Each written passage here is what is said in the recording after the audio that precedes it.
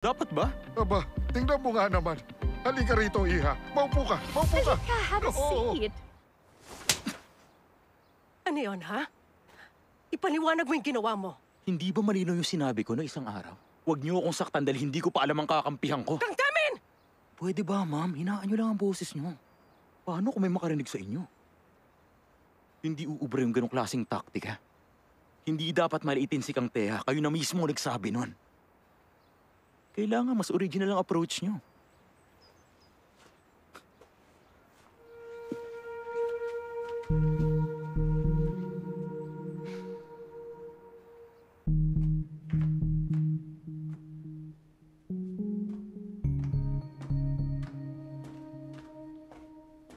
Ikaw naman ngayon?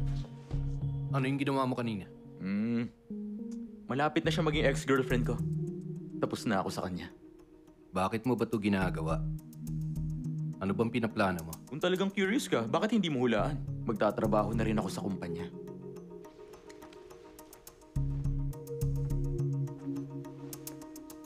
Baka agawan kita para hindi ako mainip.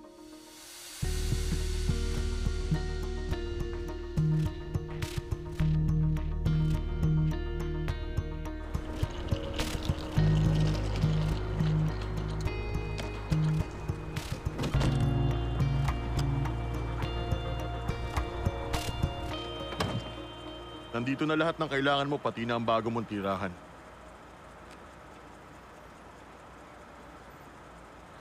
Okay, sige. Salamat sa pagtulong niyo sa akin. Huwag ka magpasalamat. Nagpagulpi lang naman ako. Sige.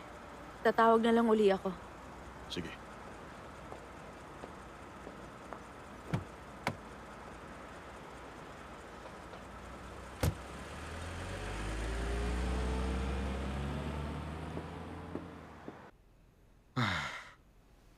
Ang ganda. Maligayang kaarawan po, Lolo. Alagaan niyo po ang kalusugan niyo. Grabe. Napakaganda talaga ng pagkakagawa. Isang likhang sining to. Bukod doon, ang isang pagong. Simbolo to ng mahabang buhay. Gustong-gusto ko talaga. Salamat, ha?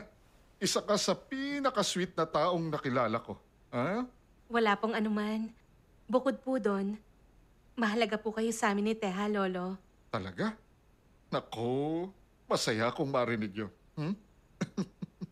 At dahil po dyan, nais ko po sanang hingi ng pagsang-ayon niyo sa isang bagay. Dahil unang beses ko po rito, maaari bang makitulog ako rito? Oo naman. Sige. Kahit hanggang kailan pwede. Oo. Ay, nako, napaka-sweet mo naman. Nakakatuwa talaga. Teka, ano bang mga yan? Hindi ba halata? Si Lolo nagpagawa niyan. Pero, bakit? Kasi nga, ang alam nila, mag-asawa na tayo.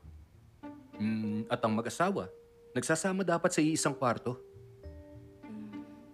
Oo nga, mag-asawa tayo. Pagniniig?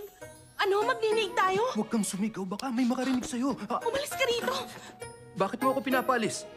Nasa bahay tayo ng lolo ko,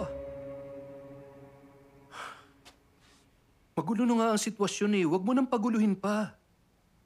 Pero, nais ko lang naman maging mabuting manugang. Paumanhin.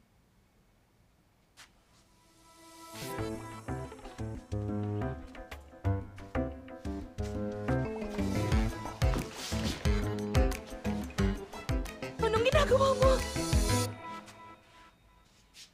O, ito. Kinuha ko lang ang pantulog ko. Pantulog? Magpahinga ka muna habang naliligo ako. Oo.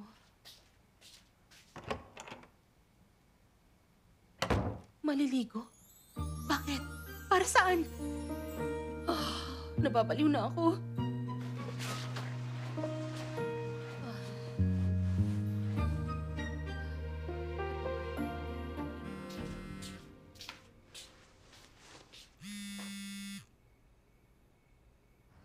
Ngayong gabi na ang alis ng flight ni Miss Kim.